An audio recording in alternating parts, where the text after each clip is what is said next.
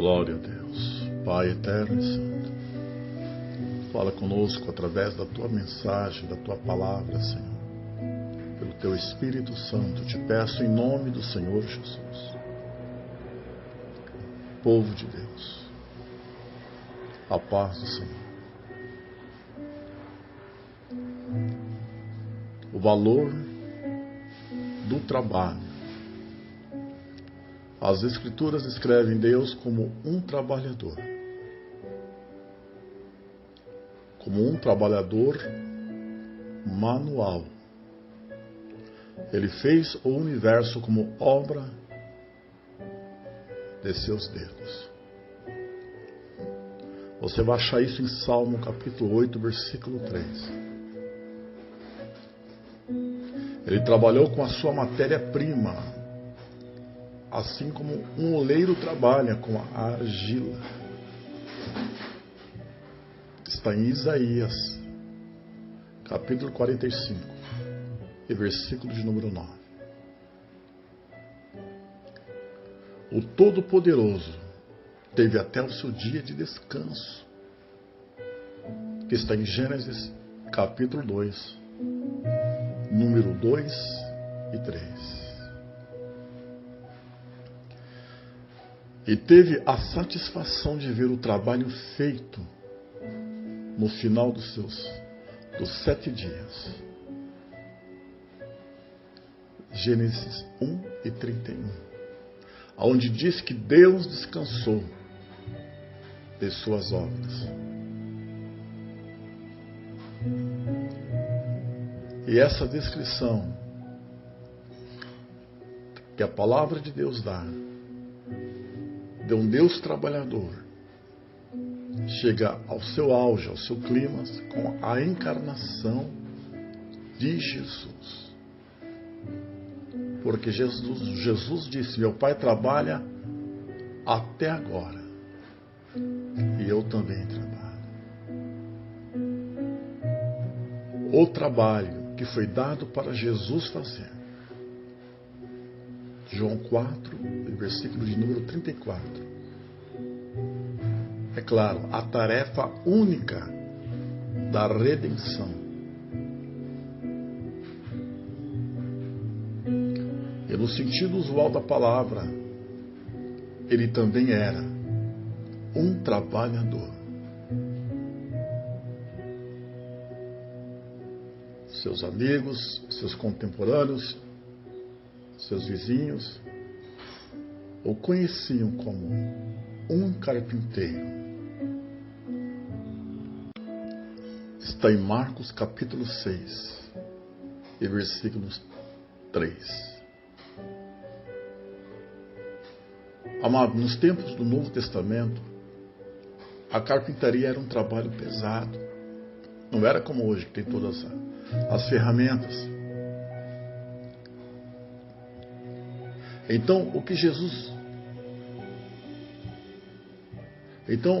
Jesus que entrou no templo e virou mesas, tirando os homens e os animais dali, que está em João 2, capítulo 2, 14 e 16, não era um homem fraquinho, e sim um trabalhador cujas mãos já tinham sido calejadas pelos anos de trabalho com o machado, o serrote e o martelo. O trabalho físico não estava abaixo da dignidade do Filho de Deus. O trabalho não chegou ao mundo como um resultado direto do pecado. Apesar de o pecado ter estragado as condições do trabalho. Porque o homem não precisava trabalhar. Está em Gênesis 13, 17 e 19. O trabalho havia sido planejado por Deus desde o começo. Salmo 104, versículo 19 e 23. Com essa ênfase na dignidade e a normalidade do trabalho, não é de surpreender que as Escrituras condenam fortemente a preguiça. Porque em Provérbios fala, assim como a faísca sai nas brasas, assim sai o homem para o seu trabalho. Mas essa questão aqui, em Provérbios 6,6, olha o que está escrito. Vai ter com a formiga, ó preguiçoso. Considere os seus caminhos e ser sábio. Veja o que diz a palavra de Deus. E algumas passagens na Escritura falam, Jesus falando, convém que eu faça a obra daquele que me enviou enquanto é dia, porque a noite chega. Mostrando o método de trabalho do Senhor Jesus. Que ele buscava a Deus de manhãzinha, no escuro, na madrugada, e de dia ele saía, percorrendo as terras, as tribos de Israel. Então ele era um trabalhador. E a missão do seu trabalho era o reino de Deus. Era a pregação de cura da palavra do Senhor e libertar os necessitados e os cativos. Então nós vemos que Jesus, ele não era ocioso. Ele era um homem ativo dentro do plano de Deus. Ou em outras palavras, ele trabalhava para Deus. Ele fazia o seu trabalho de aldeias em aldeias. Quando os discípulos trouxeram a comida para ele, ali no poço de Jacó, ele disse para os seus discípulos: levantai os vossos olhos. Vocês não falam que a ceifa está chegando? Pois eu digo que ela já chegou. E ele falou para eles que o campo está pronto. Em outras passagens ele fala: rogai a Deus que envie trabalhadores para a sua obra.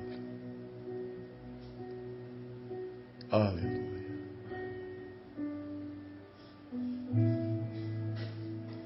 Agora, trabalhando para Cristo, Deus é um Deus trabalhador, que se agrada quando o seu povo trabalha duro e conscientemente. Isso, amado, está no coração dos ensinamentos da palavra de Deus sobre atitudes cristãs para com os trabalhos seculares. Aleluia. E o Novo Testamento dá o mesmo parecer, porque Paulo disse dos seus ensinamentos que nós temos que trabalhar, e os que não querem trabalhar, aí ele escreveu dizendo: então não comam.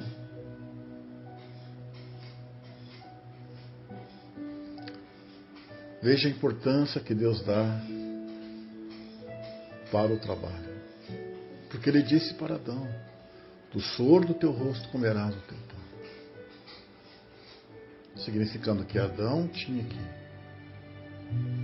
trabalhar, suar, seu corpo ia, porque perdeu aquela proteção de glória que Deus tinha dado para ele.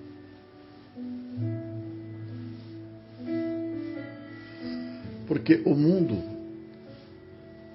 espiritualmente falando, o mundo é o campo de colheita de Deus. Porque Jesus disse em Mateus capítulo 9, versículo 37 e versículo de número 38,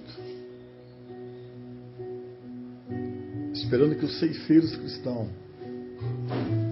entrem e evangelizem. Então, aquele que prega, aquele que faz a obra de Deus, quando eu estou falando de pregar, não é só na igreja, não. Ele está trabalhando para Deus. Paulo disse que nós somos cooperadores de Deus. E ele disse para aquela igreja: vós sois a lavoura de Deus, edifício de Deus. Ele disse mais: e cada um receberá segundo o seu trabalho. Porque Deus não deve para ninguém. Olha que Deus maravilhoso que nós temos. Porque Jesus falou de galardão. Paulo falou de coroa. Olha que bênção maravilhosa. Então, se o mundo é a colheita, o mundo é o campo de colheita de Deus, então Ele está esperando que haja ceifa. Ceifa o quê? A semente do Evangelho plantado. A pregação da palavra em todas as áreas. Visitas, tudo que você possa imaginar que um servo de Deus, uma mulher de Deus faz. É um trabalho para Deus. E em 1 Coríntios capítulo 6, versículo... Em 1 Coríntios capítulo 3, versículo de 6 ao 15, Paulo usou a mesma ilustração, a agricultura, e ainda completou. E todos nós devemos se enxergar como cooperadores de Deus.